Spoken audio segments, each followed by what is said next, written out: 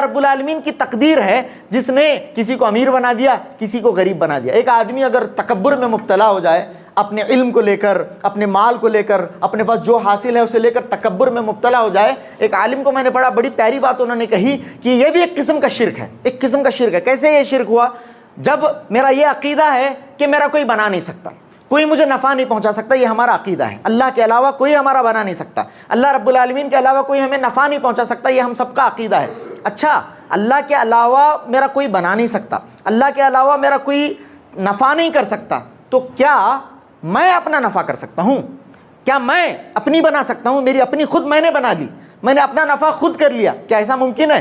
دوسروں کے متعلق تو میرا یہ عقیدہ ہے کہ کوئی میری بنا نہیں سکتا اللہ کے سوا، تو پھر اپنے متعلق بھی تو وہی عقیدہ ہونا چاہیے کہ میں بھی اپنی نہیں بنا سکتا۔ اگر کوئی آدمی یہ سمجھ رہا ہے کہ میں نے اپنے آپ کو نفع پہنچایا ہے، یہ جتنا بھی نفع ہے، یہ جتنی بھی مال ہے، یہ جتنا بھی دولت جو بھی ہے، یہ میرا اپنا کمایا ہوا ہے، میں نے کیا، یہ میں جو ہے یہ شرک کی بو آتی ہے اس میں سے۔ ارے بھائی، تمہیں جو کچھ حاصل ہے وہ اللہ رب العالمین کا دیا ہوا، اور اس پر ایک آدمی فخر نہ کرے بلکہ اس پر شکر کرے، اور اللہ رب العالمین کے بندوں کا جو حق تمہارے مال سے بنتا ہے ان بندوں تک اس مال کو پہنچائے، اس حق کو پہنچائے۔ تو یہاں پر نبی اکرم صلی اللہ علیہ وسلم نے کہا کہ مجھے قریب حکم دیا کہ مجھے ان سے قریب ہو۔ اور ایک چیز اللہ کے نبی صلی اللہ علیہ وسلم نے فرمائی، دیکھیے ہمارے نبی صلی اللہ علیہ وسلم کی پرسنل پریفرنس کیا تھی۔ آپ سے ایک ہے امیری، مالداری، اور ایک ہے غریبی۔ نبی اکرم صلی اللہ علیہ وسلم نے فرمایا ابغونی ضعفاءکم، ایک اور حدیث میں ابغونی فی ضعفائکم، اللہ کے نبی نے فرمایا تم اگر مجھے ڈھونڈنے آؤ، اگر تم مجھے ڈھونڈ رہے ہو تو مجھے کہاں ملوں گا میں؟ معلوم آپ کو، مجھے تم اپنے غریبوں میں ڈھونڈنا، تم مجھے اپنے کمزوروں، ناداروں، مسکینوں میں ڈھونڈنا، مجھے تم وہاں پاؤ گے۔ سبحان اللہ۔ وَقُلْ جَاءَ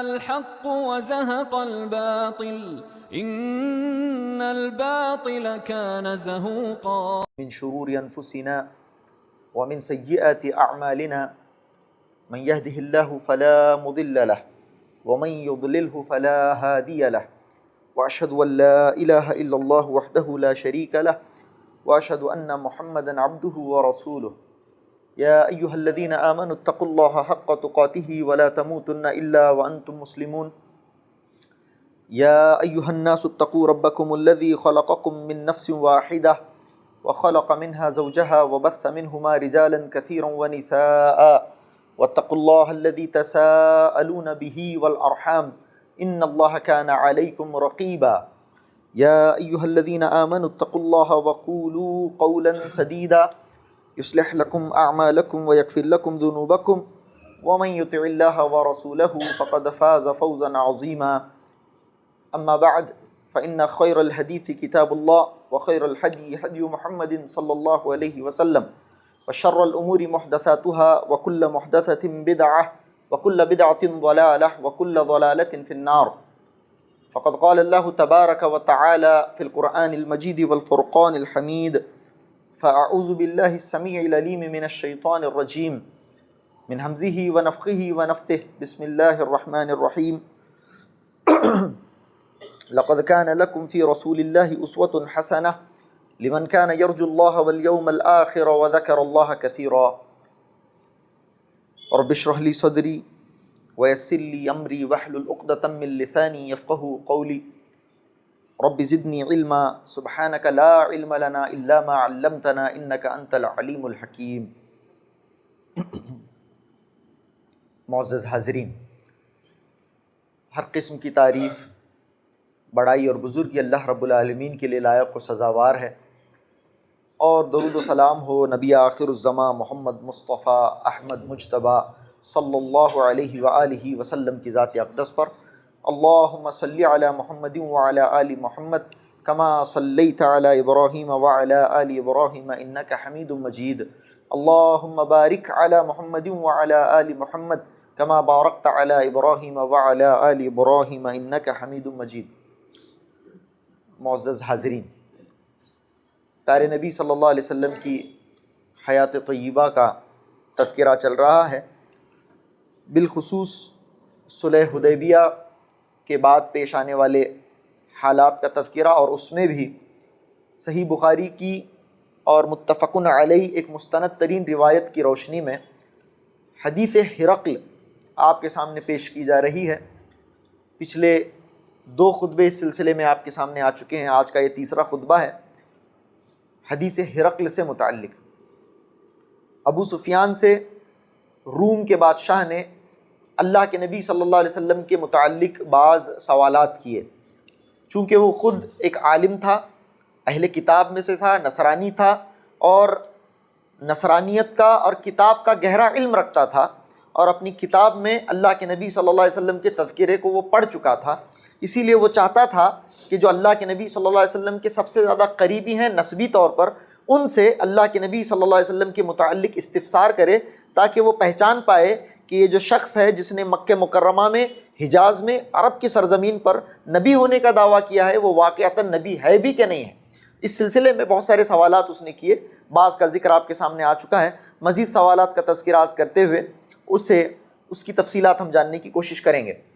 پہلا سوال جو اس نے کیا تھا اس کا تذکرہ آپ کے سامنے آیا، ضمناً وہ بتاتے ہوئے آگے چلتا ہوں۔ کیف نسبہ فیکم، ان کا نسب کیسا ہے، تمہارے درمیان اس کا نسب کیسا ہے، وہ اس کے بعد بتایا گیا۔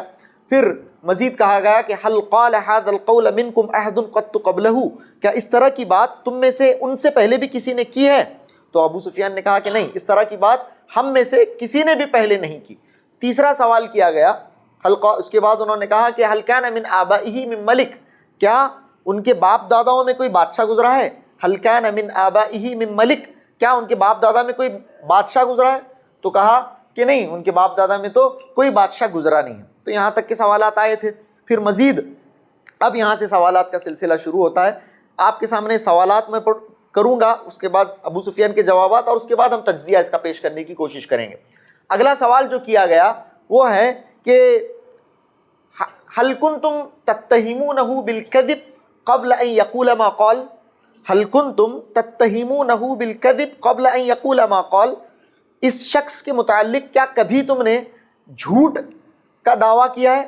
کیا تم نے اس شخص پر کبھی جھوٹ کا اتہام، کبھی بھی زندگی میں اس شخص نے جھوٹ کہا ہو؟ کیا تمہارے علم میں ایسی کوئی بات ہے کہ بچپن سے لے کر اپنی پوری زندگی جب تک یہ شخص تمہارے درمیان رہا صلی اللہ علیہ وسلم، کیا انہوں نے کبھی جھوٹ کہا ہے؟ یا پھر آپ نے نہ سنا ہو، آپ نے اتہام ہی سنا ہو کہ انہوں نے کبھی کسی موقع پر جھوٹ کہا تھا؟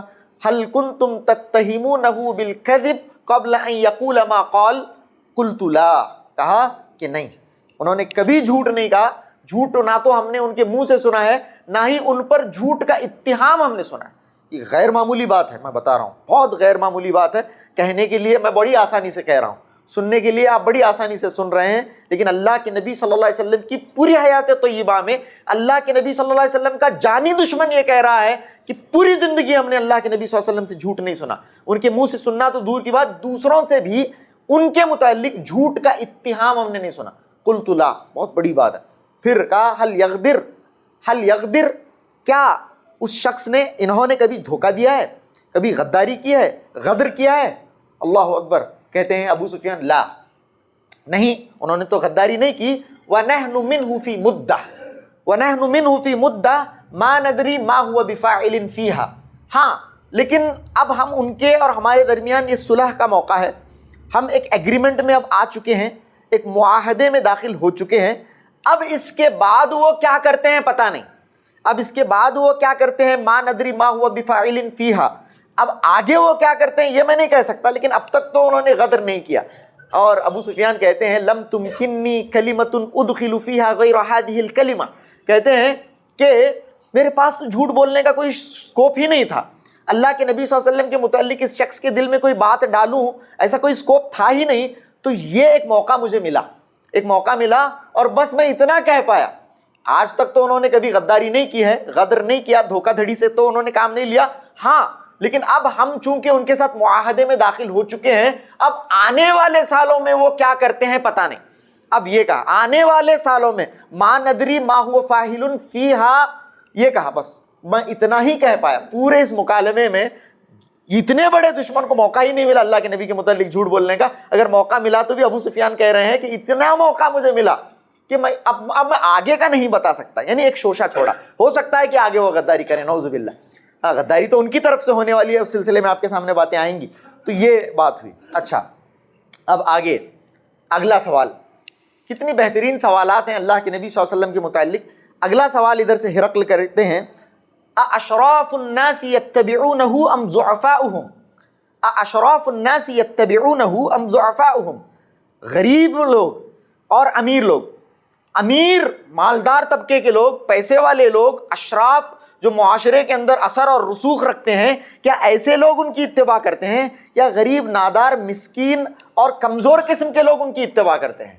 قال قلت بل ضعفاؤہم، نہیں، ضعیف قسم کے لوگ ان کے پیچھے ہو رہے ہیں، کمزور قسم کے لوگ ان کے پیچھے ہو رہے ہیں۔ یہ جنرلی بتایا گیا، ورنہ ایک دو امیر بھی ہیں، حضرت ابو بکر بھی ہیں، حضرت عثمان غنی بھی ہیں، لیکن ان جنرل اگر کہا جائے، عام طور سے اگر کہا جائے تو غریب، ضعفاء، کمزور قسم کے لوگ ان کے پیچھے ہیں۔ تو یہ اگلا سوال تھا، اشراف الناس یتبعونہ ام ضعفاؤہم، کیا ان کی اتباع اشراف کر رہے ہیں، بڑے لوگ، رئیس لوگ، امراء اور اثر رکھنے والے، رسوخ رکھنے والے، وثوق رکھنے والے لوگ کر رہے ہیں، یا پھر ضعفاء کر رہے ہیں، کمزور طبقے کے لوگ کر رہے ہیں؟ تو ابو سفیان نے کہا بل ضعفاؤہم، بلکہ کمزور لوگ ان کی اتباع کر رہے ہیں۔ اچھا، اگلا سوال، ایزیدون ام ینقصون، ایزیدون ام ینقصون، ان کی تعداد بڑھ رہی ہے کہ گھٹ رہی ہے؟ یہ بڑھ رہے ہیں یا گھٹ رہے ہیں؟ تو کہا بل یزیدون، ارے یہ تو بہت تیزی سے بڑھ رہے ہیں، بل یزیدون، یہ بہت تیزی سے بڑھ رہے ہیں، بل یزیدون، یہ اگلا جواب تھا۔ ایزیدون ام ینقصون، وہ بڑھ رہے ہیں کہ گھٹ رہے ہیں؟ ابو سفیان نے کہا یزیدون، وہ بڑھ رہے ہیں۔ اس کے بعد هل يرتد منهم احد سخطة لدينه بعد ان يدخل فيه، هل يرتد احد منهم سخطة لدينه بعد ان يدخل فيه، کیا ان کے دین میں داخل ہونے کے بعد اس دین سے بیزار ہو کر، اس دین سے ناراض ہو کر، کیا کوئی آج تک مرتد ہوا ہے؟ اس دین سے بیزار ہو کر، اس دین سے ناراض ہو کر کیا کوئی آج تک مرتد ہوا ہے؟ قلت لا، نہیں، میرے علم میں تو ایسا کوئی شخص نہیں ہے جو آج تک ان کے دین میں ایک بار داخل ہونے کے بعد مرتد ہو چکا ہو، ایسا کوئی نہیں ہے، مجھے نہیں معلوم ہے، یہ انہوں نے کہا۔ اس طرح کے یہ سارے سوالات اس نے کیے، بہت سارے اس طرح کے سوالات آئے۔ اب بادشاہ نے پہلے تو سوالات کا سلسلہ ختم کیا، اس کے بعد ان سوالات کے پیچھے حکمت بیان کی۔ اب اس کی طرف ہم آتے ہیں۔ پہلا سوال اس نے جو کیا تھا، پہلا سوال یہ تھا کہ کیف نسبہ فیکم، تو انہوں نے کہا کہ اللہ کے نبی صلی اللہ علیہ وسلم فینا ذو نسب، اللہ کے نبی صلی اللہ علیہ وسلم تو ہمارے درمیان بہت اونچے خاندان کے ہیں۔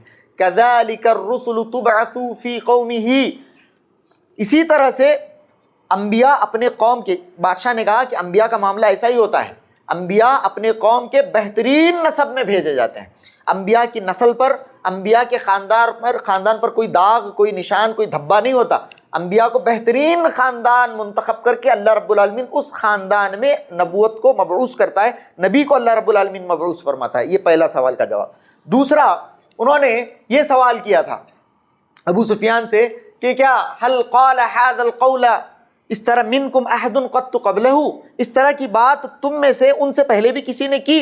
تو ابو سفیان نے کہا نہیں، تو آپ نے تو مجھے نہیں سے جواب دیا، اگر آپ نے ہاں کہا ہوتا تو میں اس آدمی کے متعلق یہ کہتا قلت رجل یأتسی بقول قیل قبلہ، رجل یأتسی بقول قیل قبلہ، یہ ایک ایسا آدمی ہے جو اپنے سے پہلے کی ہوئی بات کی نقل کر رہا ہے، اپنے سے پہلے کسی نے اس طرح کا دعویٰ کیا ہوگا، اس نے اس دعویٰ کرنے کے بعد کچھ فائدے میں دیکھا ہوگا، تو اس آدمی نے خود اپنی زندگی میں ایسا ہی ایک دعویٰ کر دیا، میں ایسا کہتا، لیکن آپ نے تو کہا کہ ایسا دعویٰ آپ نے نبی صلی اللہ علیہ وسلم سے پہلے کسی سے سنا ہی نہیں ہے، تو یہ بات۔ اچھا، پھر میں نے آپ سے پوچھا تھا هل كان من آبائه من ملک، کیا ان کے باپ دادا میں کوئی بادشاہ گزرا ہے؟ تو آپ نے کہا نہیں۔ اگر آپ نے ہاں کہا ہوتا، اگر آپ نے ہاں کہا ہوتا قلت رجل یطلب ملک ابیہ، قلت رجل یطلب ملک ابیہ، تو میں کہتا کہ اگر ان کے باپ داداؤں میں کوئی بادشاہ ہوتا تو میں کہتا کہ یہ ایسا آدمی ہے جو اپنے باپ دادا سے جو ریاست چھین لی گئی ہے، جو حکومت چھین لی گئی ہے، جو بادشاہت چھین لی گئی ہے، اس کا مطالبہ کر رہا ہے، واپس خود سے بادشاہ بننا چاہتا ہے، لیکن آپ نے تو کہا کہ ان کے باپ دادا میں کوئی بادشاہ گزرا ہی نہیں ہے۔ رجل یطلب ملک ابی، میں ایسا کہتا، لیکن آپ نے تو کہا کہ ان کے باپ دادا میں سے تو کوئی بادشاہ گزرا ہی نہیں۔ اچھا، تو اس کے بعد اگلا سوال میں نے آپ کے سامنے کیا، یہاں پر رک کر تھوڑی وضاحت بھی میں آپ کے سامنے کرنا چاہوں گا۔ ااشراف الناس یتبعونہ ام ضعفاؤہم، لوگوں میں کہ مالدار طبقے کے لوگ ان کی اتباع زیادہ کر رہے ہیں یا پھر ضعیف، نادار، مسکین، فقراء قسم کے لوگ ان کی اتباع زیادہ کر رہے ہیں؟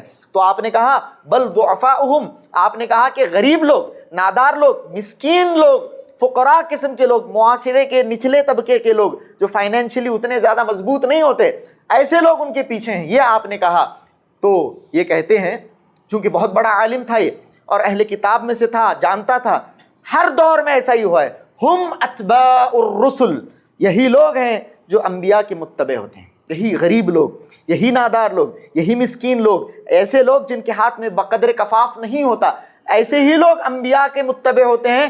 بڑی تعداد انبیاء کو ماننے والوں کی انہی پر مشتمل ہوتی ہے، ہم اتباع الرسل۔ سبحان اللہ، غریبوں کے متعلق یہ کہا۔ یہاں پر رک کر آج کے اس خطبے کا جو مرکزی پیغام ہے میں آپ کے سامنے دینا چاہوں گا۔ ہمارے معاشرے میں، جس معاشرے میں ہم لوگ سانس لیتے ہیں، ہمارے اپنے سیٹ کیے ہوئے سٹینڈرڈز ہیں، ہمارے اپنے سیٹ کیے ہوئے کرائیٹیریاز ہیں، جبکہ ہمیں اپنے سٹینڈرڈز اور اپنے کرائیٹیریاز کی کوئی ضرورت ہی نہیں ہونی چاہیے۔ اللہ رب العالمین نے کرائیٹیریا سیٹ کیے ہیں، اللہ رب العالمین نے سٹینڈرڈز اور پیرامیٹرز سیٹ کیے ہیں، عزت کا، شرف کا، تمام کے تمام پیرامیٹرز اللہ رب العالمین نے سیٹ کیے ہیں۔ تو ہمارے پاس عزت کا معیار امیری ہے، عزت، رسپیکٹ۔ ہم لوگ آج کن لوگوں کے پیچھے بھاگتے ہیں، کن لوگوں کے ساتھ بڑے عزت کے ساتھ پیش آتے ہیں، کیسے لوگوں کو اپنے دسترخوان پر جگہ دیتے ہیں، کیسے لوگوں کے ساتھ اٹھنا بیٹھنا پسند کرتے ہیں، کیسے لوگوں کے ساتھ ہونا پسند کرتے ہیں۔ کسی کے ساتھ کوئی مل گیا، کوئی ایک فوٹو کھنچا لی اس آدمی کے ساتھ تو آدمی پھولے نہیں سماتا ہے، بھیڑ میں گھس کر جا کر کسی سے سیلفی نکال کر لانے کو ایک بہت بڑا اچیومنٹ سمجھتا ہے۔ ایسے لوگوں کے پیچھے ہم لوگ لگنا پسند کرتے ہیں، بلکہ دین نے کیا کہا؟ سبحان اللہ، یہ لوگ، یہ جو غریب لوگ ہیں، یہ جو فقراء ہیں، یہ جو مساکین ہیں، یہ انبیاء کے متبعین ہیں، یہ وہ لوگ ہیں جنہوں نے سب سے پہلے نبیوں کی دعوت پر لبیک کہا۔ اور اللہ کے نبی صلی اللہ علیہ وسلم کی یہاں پر ایک دو چار تعلیمات آپ کے سامنے میں بیان کروں، اور ان تعلیمات کو بہت غور سے سنیں اور اپنی زندگی میں اگر نہیں ہے تو داخل کریں، اور اپنے عقل کے، اپنی سوچ کے زاویے کو غریبوں کے سلسلے میں بدلنے کی ضرورت ہے۔ بہت ضرورت ہے کہ ہم اپنے عقل کے زاویے کو، اپنی سوچ کے زاویے کو ہمارے معاشرے کے مسکین اور نادار طبقے کے متعلق بدلنے کی ضرورت ہے۔ اچھا، اللہ کے نبی صلی اللہ علیہ وسلم نے کیا فرمایا؟ حضرت ابو ذر رضی اللہ تعالیٰ عنہ کی حدیث ہے، مشہور حدیث ہے۔ حضرت ابو ذر رضی اللہ تعالیٰ عنہ کہتے ہیں، امرنی خلیلی بسبع، اللہ کے نبی صلی اللہ علیہ وسلم نے مجھے 7 چیزوں کا حکم دیا۔ 7 چیزوں کی طرف تو نہیں جاتے ہیں۔ پہلی چیز امرنی بحب المساکین والدنو منہم، کہتے ہیں کہ اللہ کے نبی صلی اللہ علیہ وسلم نے مجھے مسکینوں سے، بحب المساکین، ان سے محبت کرنے کو کہا ہے۔ حکم امرنی کا کیا مطلب ہے؟ مجھے حکم دیا اللہ کے نبی صلی اللہ علیہ وسلم نے، کس چیز کا حکم دیا؟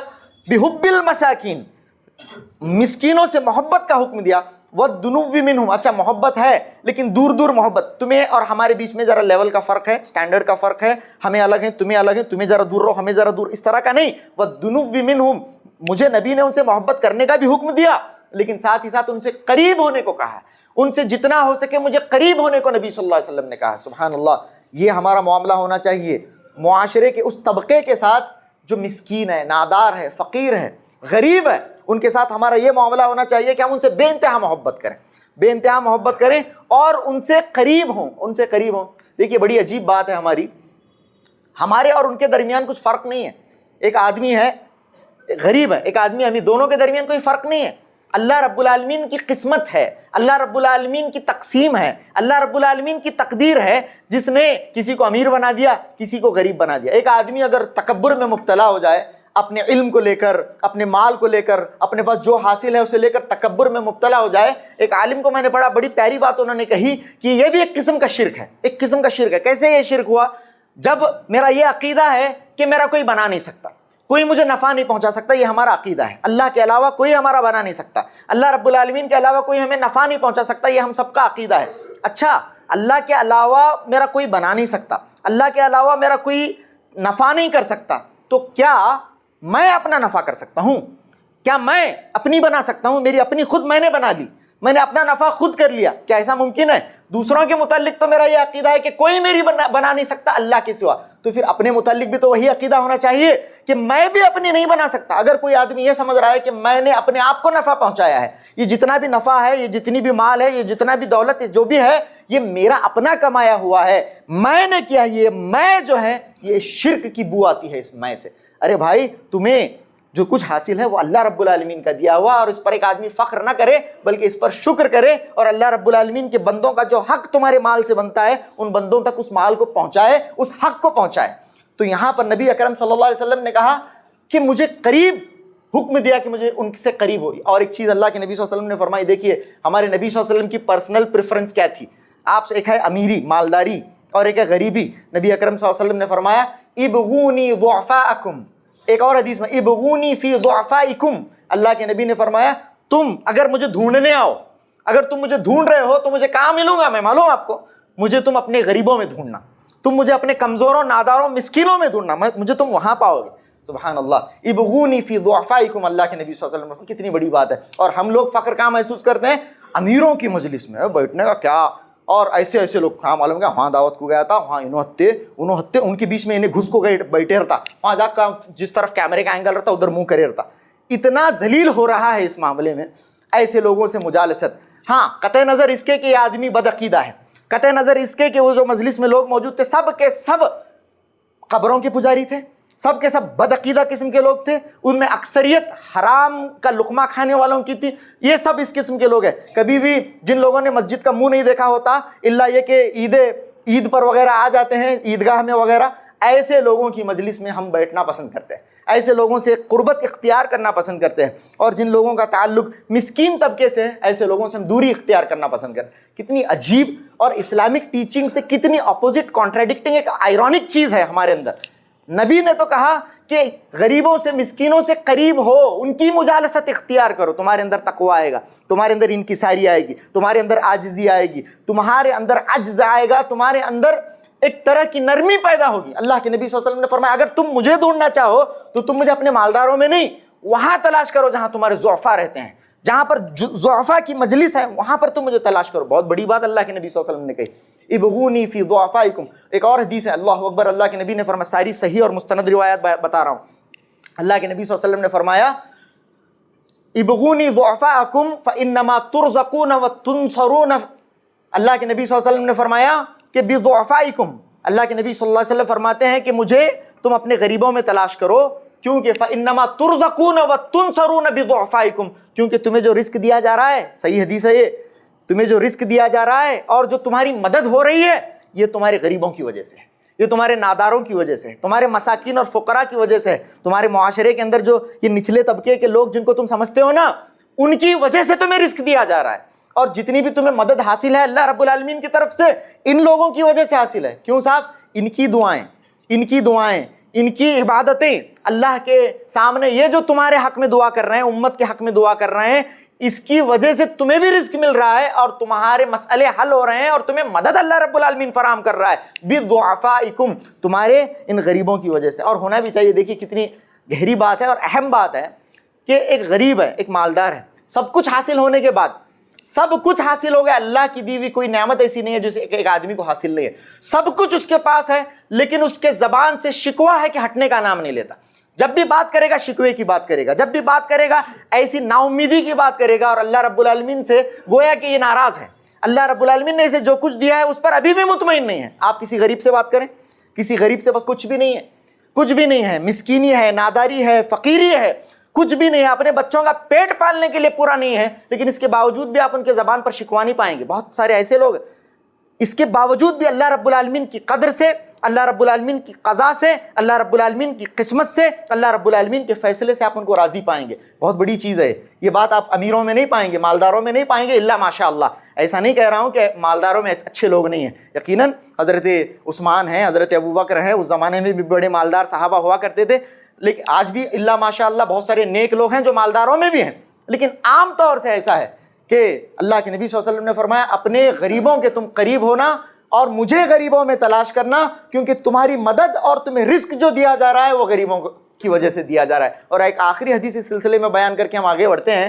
آخری حدیث، سبحان اللہ، دعوت جب ہم کرتے ہیں، دعوت کر رہے ہیں، ہمارے گھروں کے اندر دعوتیں ہو رہی ہیں، شادیوں میں، نکاحوں میں، وہاں دعوتیں ہو رہی ہیں، آدمی یہ فخر محسوس کرتا ہے کہ میری دعوت میں وہ آئیں، میری دعوت میں یہ آئیں، ہمارے گھر کو یہ تشریف لائیں، ہمارے گھر کو وہ تشریف لائیں، جبکہ میں نے آپ کے سامنے بتایا کہ ان لوگوں کی حیثیت کچھ نہیں ہوتی، ان لوگوں کی دینی اعتبار سے، کسب حلال کے اعتبار سے کوئی حیثیت دینی نقطہ نظر سے ان لوگوں کی نہیں ہوتی، لیکن ہم چاہتے ہیں کہ ہماری دعوت میں ایسے لوگ آئے۔ اللہ اکبر. اللہ کے نبی صلی اللہ علیہ وسلم نے فرمایا شر الطعام طعام الولیمہ یدعا لہا الاغنیاء ویترک الفقراء. بخاری شریف کی حدیث. اللہ کے نبی نے فرمایا سب سے بری دعوت وہ دعوت ہے, اللہ اکبر, جس دعوت میں صرف اغنیاء کو بلایا جائے. یدعا لہا الاغنیاء, جس میں صرف مالداروں کو انویٹیشن ہو, صرف امیروں کو جس کے اندر بلایا جائے, ایسی دعوت سب سے بری دعوت ہے. اور جس کے اندر فقیروں کو دور رکھا جائے, فقیروں کو یا پھر مسکینوں کو قریب نہ لیا جائے, ایسی دعوت سب سے بری دعوت ہے. اس سے ہمیں بچنے کی ضرورت ہے. ہماری دعوتوں میں, ہمارے کھانوں میں, ہمارے طعام میں, ہمارے مجلسوں میں, ہمارے اٹھنے بیٹھنوں میں اس فرق کو مٹانا چاہیے. اور میں سمجھتا ہوں جس آدمی کی ایسی حقیر سوچ ہے, یہ بڑی پلید سوچ ہے, بڑی جراثیمی سوچ ہے, بڑی گھٹیا سوچ کا ایسا آدمی مالک ہے جو لوگوں کو حقیر سمجھتا ہے. ان کی فائنینشیل سٹیٹس کی وجہ سے کوئی کسی کو اگر چھوٹا سمجھتا ہے, ایسا آدمی حقیقت میں چھوٹا ہے. ایسا آدمی, اس کا نظریہ, اس کی سوچ بڑی گھٹیا, اور گھٹیا لفظ میں سٹریس دے کر بول رہا ہوں کیونکہ یہ سوچ اسلامی سوچ نہیں ہو سکتی. جو لوگوں کو الکبر بطر الحق وغمط الناس, اللہ کے نبی نے فرمایا کبر کیا ہے؟ حق کو جھٹلانا اور لوگوں کو حقیر سمجھنا. لوگوں کو حقیر سمجھنے والا آدمی کبر میں مبتلا ہے, کبر میں مبتلا ہے. خیر, تو یہاں پر واپس آتے ہیں. یہ چند اہم پیغامات تھے جو آج اس خطبے کے طرف سے مجھے آپ کو دینی تھی. ہمارے معاشرے میں جو ضعفاء ہیں, جو کمزور ہیں, جو مساکین ہیں, جو فقراء ہیں, ان کی بہت تہ دل سے ہمیں عزت کرنی چاہیے. اپنی مجلسوں میں ان کے ساتھ ان کو بٹھانا چاہیے, ان کی مجلسوں میں شرکت کرنی چاہیے. اپنی دعوتوں میں ان کی تعداد زیادہ کریں, ایسے لوگ زیادہ ہماری دعوتوں کے اندر آئیں, اور ہمارا حسن سلوک کے لوگ بہت زیادہ مستحق ہوتے ہیں. سبحان اللہ. یہ اللہ کے نبی صلی اللہ علیہ وسلم کی تعلیمات اس سلسلے میں تھیں. چلیے آگے بڑھتے ہیں, ایک اور تعلیم اللہ کے نبی صلی اللہ علیہ وسلم کی لے لیتے ہیں. اشراف الناس یتبعونہ ام ضعفاؤہم, لوگوں میں اچھے مالدار لوگ ان کی اتباع کر رہے ہیں یا ضعیف لوگ؟ تو انہوں نے کہا کہ ضعیف لوگ اتباع کر رہے ہیں. اچھا, ایزیدون ام ینقصون, یزیدون ام ینقصون, اہل اسلام یہ جو ہے یہ بڑھ رہے ہیں یا گھٹ رہے ہیں؟ کہا یزیدون, یہ تو بڑھ رہے ہیں. سبحان اللہ. کہا کذالک امر الایمان حتی یتم, کذالک امر الایمان حتی یتم, ایمان کا یہی معاملہ, ہرقل نے کہا ایمان کا یہی معاملہ ہے کہ ایمان بڑھتا ہی جاتا ہے, اہل ایمان کی تعداد بڑھتی ہی جاتی ہے, حتی یتم, یہاں تک کہ وہ مکمل ہو جائے, یہاں تک کہ وہ اتمام کو نہ پہنچ جائے, تب تک ایمان اور اہل ایمان کی تعداد بڑھتی ہی جاتی ہے. ایمان بھی بڑھتا گھٹتا ہے, یہ ہمارا ایمان اور عقیدہ ہے. ایمان بھی بڑھتا گھٹتا ہے اور اہل ایمان بھی بڑھتے ہیں, یہ فرمایا ہرقل نے. کذالک امر الایمان حتی یتم. تو اس سلسلے میں دیکھیں آپ, آج دنیا کے اندر, ہندوستان کے اندر دیکھیں, پوری دنیا کے اندر دیکھیں, ہر طرح کی سازشیں, ہر طرح کی کوششیں, ہر طرح کے ریسورسز پوری دنیا لگائے بیٹھی ہے, بڑے منظم انداز میں, بڑے باقاعدگی کے ساتھ, بڑے ہی آرگنائزڈ طریقے سے اسلامو فوبیا پوری دنیا کے اندر اپنا جال بچھائے ہوئے. اتنا ریسورسز, اتنا مال اس کے اوپر لوگ خرچ کر رہے ہیں, اور اس پر تو آج کل فلمیں بن رہی ہیں, پروپیگنڈا موویز تو آئے دن آ رہی ہیں, سننے کو بھی آپ لوگوں کو مل رہی ہوں گی. ہر طرح سے اسلام اور اہل اسلام سے متنفر کرنے کی باضابطہ طور پر, باقاعدہ طور پر, منظم طریقے سے کوشش ہو رہی ہے. نتیجہ کیا ہونا چاہیے تھا؟ نتیجہ یہ ہونا چاہیے تھا کہ اسلام اور اہل اسلام کی تعداد گھٹے, اسلام کمزور ہو, اور مسلمانوں کی تعداد میں پوری دنیا کے اندر ایک ایسا سگنیفیکنٹ ڈکلائن لوگوں کو نظر آئے کہ اتنے کم ہو رہے ہیں مسلمان, اور لوگ اسلام سے دور بھاگ رہے ہیں, لوگ دین میں داخل نہیں ہو رہے ہیں. لیکن اتنا ان سب کی کوشش کے باوجود ہو کیا رہا ہے؟ ہو یہ رہا ہے کہ لوگ مزید اسلام کی طرف راغب ہو رہے ہیں, مزید اسلام کے اندر داخل ہو رہے ہیں. یہ کہا پر کذالک امر الایمان حتی یتم, یہی معاملہ ایمان کا ہوتا ہے. آپ جو بھی کر لو, آپ جو بھی, مکے والوں نے کون سی کسر چھوڑی تھی؟ آپ بتائیے, کون سی کسر ان لوگوں نے باقی رکھی؟ مسلمانوں کو, اہل اسلام کو, اہل ایمان کو صفحہ ہستی سے مٹانے کا کون سا موقع ان لوگوں نے جانے دیا؟ لیکن اس کے باوجود معاملہ کیا ہوا؟ بل یزیدون, بل یزیدون, یہ تو بڑھتے ہی جا رہے ہیں, بڑھتے ہی جا رہے ہیں, بڑھتے ہی جا رہے ہیں. کوئی موقع انہوں نے نہیں چھوڑا. کذالک امر الایمان, یہی معاملہ ہے ایمان کا حتی یتم, جب تک کہ قیامت کی صبح نہیں آ جاتی یہ معاملہ ایسا ہی ہوگا, یہ بڑھتے ہی رہیں گے. اور رہی بات اہل باطل کی, اہل باطل ہر دور میں آئے, ہر دور میں آئے. اور باطل کا معاملہ کیسا ہوتا ہے معلوم آپ کو؟ باطل کا معاملہ جھاگ کی طرح ہوتا ہے. جھاگ سطح سے بڑی تیزی سے ابھر جاتا ہے, برگ جسے ہم بولتے ہیں, برگ جھاگ اپنی سطح سے بڑی تیزی سے ابھر جاتا ہے, اتنی ہی تیزی سے اس کے بلبلے پھوٹ کر پانی کی سطح کے برابر بھی ہو جاتے ہیں. تو ہر دور کے اندر اہل باطل آئے, ہر دور کے اندر مدعیان آئے, جن لوگوں نے حق پر ہونے کا دعویٰ کیا, آئے اور گئے. آج ان کا نام بھی کسی کو یاد نہیں ہے. اور آج بھی اس دور کے اندر بہت سارے لوگ چھائے ہوئے ہیں، یوٹیوب کی دنیا کے اندر بہت سارے لوگ چھائے ہوئے ہیں، الگ الگ لوگ ہیں جنہوں نے صحابہ اکرام کی شان میں گستاخی کی، انہوں نے ایک مورچہ سنبھالا ہوا ہے، ادھر سے بہت سارے لوگ جو شیعیت کا پروپیگنڈا لیے ہوئے ہیں ان لوگوں نے اپنا مورچہ سنبھالا ہوا ہے، قبر پرستی کی ایک الگ دنیا ہے، انہوں نے اپنا مورچہ سنبھالا ہوا ہے۔ ہر دور میں اس طرح کے لوگ ہیں، آج بھی ہیں، لیکن ایسے لوگ آ رہے ہیں جا رہے ہیں، آ رہے ہیں جا رہے ہیں، لیکن اہل ایمان، اہل اسلام اور اسلام کی بنیادی تعلیمات اس دور میں بھی باقی تھی، آج بھی باقی ہیں، قیامت کی صبح تک اس کے تعلیمات اور اس کے حاملین باقی رہیں گے۔ سبحان اللہ۔ یہ اللہ کے نبی صلی اللہ علیہ وسلم کے متعلق کہا کہ یہی ایمان کا معاملہ ہے، کذالک امر الایمان حتی یتم۔ اچھا، اس کے بعد اگلا، انہوں نے جو سوال کیا وہ یہ ہے کہ هل يرتد احد منهم سخطۃ لدینہ بعد ان يدخل فیہ، کیا محمد صلی اللہ علیہ وسلم کے ساتھیوں میں سے کوئی ایسا بھی ہے جو اس دین سے بیزار ہو کر دور چلا گیا ہو، مرتد ہو گیا ہو؟ کیا کوئی ایسا ہے؟ ابو سفیان نے کہا نہیں، ایسا کوئی ہمارے علم میں تو نہیں ہے کہ دین سے بیزار ہو کر کوئی دین سے مرتد ہو چکا ہو۔ تو انہوں نے کہا، ہرقل نے کہا کہ کذالک الایمان تخالط بشاشتہ القلوب، ایمان کا معاملہ ایسا ہی ہوتا ہے، جب ایمان دل کے اندر داخل ہو جائے، دل کے اندر راسخ ہو جائے، دل کے اندر دخول کر جائے اور ایک آدمی کو انشراح حاصل ہو جائے، ایمان کے معاملے میں اس کے دل کے اندر ایمان داخل ہو جائے، تو ایسا ہی ہوتا ہے، ایسے آدمی کو پھر دین سے موڑنا ناممکن ہو جاتا ہے، دین سے ایسا آدمی مڑ ہی نہیں سکتا۔ تو اس زمانے میں کوئی مرتد نہیں تھا، کوئی ایسا نہیں تھا جو اللہ کے نبی صلی اللہ علیہ وسلم کی دین میں ایک مرتبہ داخل ہوا ہو اور پھر وہ مڑ گیا ہو۔ آج بہت ہیں، آج بہت ہیں۔ اس کا کیا مطلب ہے؟ اس کا مطلب یہ ہے کہ ان لوگوں کے دلوں میں کبھی ایمان داخل ہی نہیں ہوا تھا، ان لوگوں کے دلوں میں کبھی ایمان داخل ہی نہیں ہوا تھا، ایک چیز۔ دوسرا، یہ لوگ جو دین سے بیزار ہیں، دین سے مرتد ہو رہے ہیں، یہ لوگ دین سے بیزاری کی وجہ سے مرتد نہیں ہو رہے ہیں، دین کے اندر کوئی کمیاں پا کر مرتد نہیں ہو رہے ہیں کہ دین سے بیزار اور ناراض ہو گئے۔ یہ لوگ اپنی انا کے لیے، اپنی خود پسندی کے لیے، اپنے خود غرضی کے لیے، اپنے نفع کے لیے، بہت سارے مقاصد اور اغراض کے تحت یہ لوگ دین کا دامن چھوڑ کر باہر جا رہے ہیں۔ اس طرح کا معاملہ تو کذالک امر الایمان، یہاں پر کہا گیا کہ کذالک الایمان تخالط بشاشتہ القلوب، یہ کہا گیا۔ سبحان اللہ۔ اس سلسلے میں مزید باتیں آپ کے سامنے آنے والے خطبے میں کروں گا، وقت ہو گیا ہے۔ تو یہ ساری باتیں ہیں میرے بھائیوں، اللہ کے نبی صلی اللہ علیہ وسلم کی سیرت طیبہ سے متعلق، اللہ کے نبی صلی اللہ علیہ وسلم کی حیات سعیدہ سے متعلق۔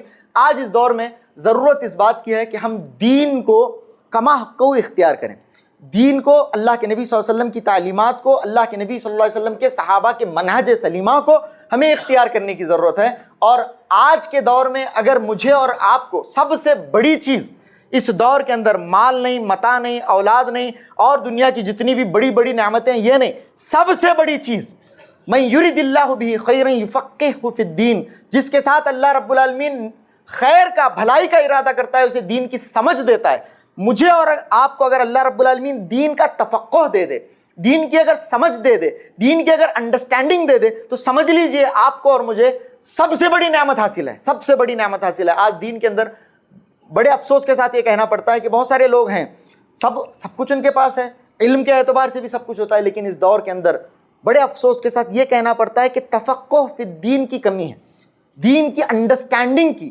دین کی گہری سمجھ اور بوجھ کی کمی ہے۔ کسی کے اندر بھی ہو سکتی ہے، میں خود اس کے اندر شکار ہو سکتا ہوں، آپ اس کے شکار ہو سکتے ہیں، اور بہت بڑے کہلانے والے بعض لوگ بھی اس کے شکار ہو سکتے ہیں کہ ان کو دین کی انڈرسٹینڈنگ نہیں ہے۔ دین کا علم ہے، دین کا علم ہے، دین کے اس علم کو ڈائجسٹ کر کے اسے اپنے گوشت پوشت میں، اپنے عقل کا حصہ، اپنی زندگی کا حصہ بنانا، یہ ہے تفقہ فی الدین، دین کی انڈرسٹینڈنگ۔ جس شخص کے ساتھ اللہ رب العالمین بھلائی کا ارادہ کرتا ہے، اسے اللہ رب العالمین انڈرسٹینڈنگ دیتا ہے، تفقہ فی الدین دیتا ہے، دین کی سمجھ دیتا ہے۔ تو اللہ رب العالمین سے دعا کریں آج اس خطبے کے موقع پر، جمعہ کے اس مبارک موقع پر، کہ اللہ رب العالمین مجھے اور آپ کو دین کی انڈرسٹینڈنگ عطا فرمائے، دین کا تفقہ اللہ رب العالمین عطا فرمائے، اور اس تفقہ کو پا کر ساری زندگی اسی پر عمل کرنے کی اللہ رب العالمین ہمیں توفیق و سعادت عطا فرمائے۔ وآخر دعوانا ان الحمد للہ رب العالمین، وصلی اللہ علی نبینا محمد وآلہ وصحبہ وسلم تسلیما کثیرا۔